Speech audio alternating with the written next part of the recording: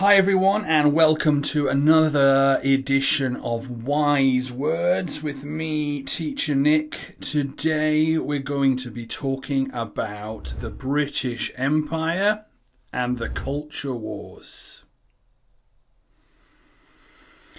The British Empire lasted for nearly half a century and covered nearly half of the globe.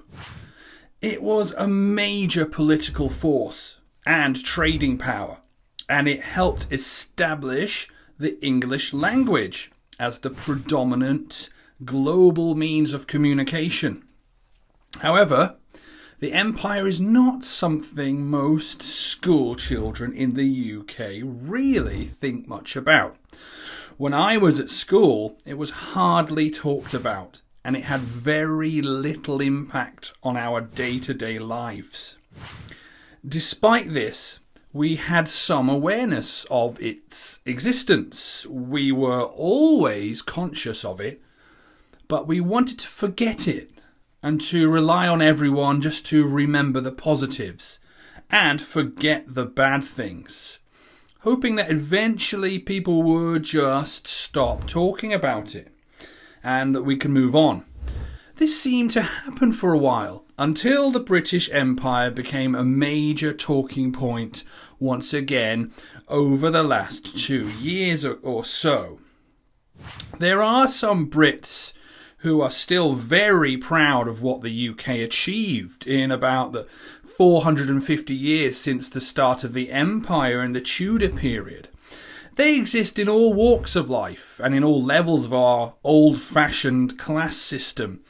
They usually see themselves as somehow remarkable and are very proud of what their ancestors achieved in forming the empire. They agree when Gareth Southgate, the England football manager, says things like, "We're a special country. We are historically an incredible country, and I know I couldn't be prouder to be an Englishman." Part of me agrees too, but this opinion seems dated in the year 2021. There is another group that insists that the time has come for the UK to finally face up to its colonial past. Although it took place in another country, the killing of George Floyd in the USA has led many British people to rethink their stance on the British Empire and to look to our recent past for the cause of such brutality and racism. Statues of slave traders and other men associated with the empire have been torn down and their legacies denounced wholeheartedly by this group of people who are influenced by the Black Lives Matter movement in America. The divide between these two groups is part of what has been termed culture wars. This can be explained as the increasingly heated debate between traditional and progressive worldviews.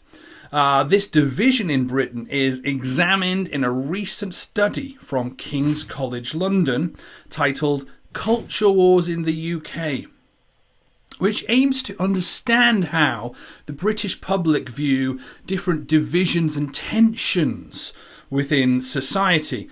One of the major conflicts it focuses on is the British Empire and how ordinary Brits now perceive this influential part of our history. 2,834 British adults were surveyed, and the researchers found that 35% of them felt that the empire was something they should be proud of. Only 23% of those surveyed felt that the empire is now something that they should be embarrassed or ashamed of. Of course, the majority, 38%, took a more balanced view, saying they should neither be ashamed nor proud, and that there were good and bad things about the empire. Interestingly, though perhaps not surprisingly, given the history of slavery associated with the workings of empire, the survey told us that white people were twice as likely to be proud of the empire as people from ethnic minorities. Finally, in terms of politics, Brexit supporters and right-wing conservatives are more likely to be proud of the empire, as opposed to people who voted to remain in the EU and left-wing Labour Party supporters at around 20%. To sum up then, there are very few surprises in the data. Young, left-leaning liberals and minorities are not proud of the empire and its legacy.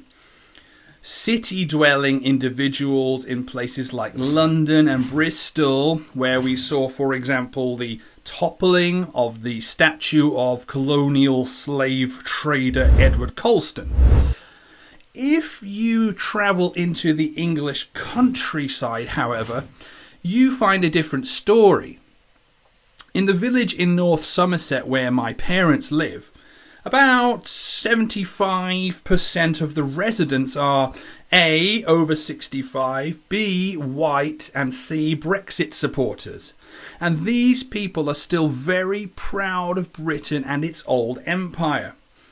They were educated in the aftermath of World War II when children were told how wonderful their country was for defeating the Germans.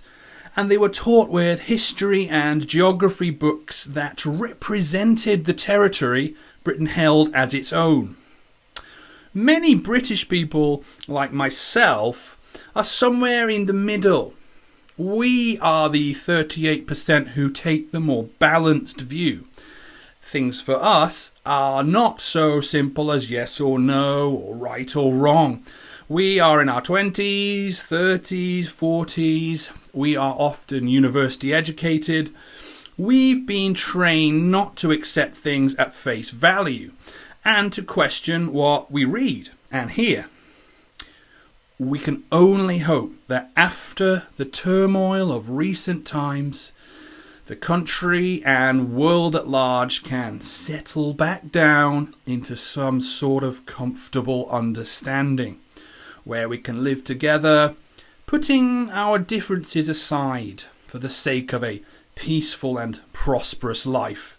After all, it could be said that the so-called differences associated with the culture wars aren't all that significant, and that they've been artificially magnified by the likes of social media and profiteering populist politicians set on dividing us for their own gain. Okay guys, thank you. I hope you found that interesting. If you want to see more videos like this, please press the like and subscribe buttons, and I'll see you next time. Okay guys, thank you. See you, bye.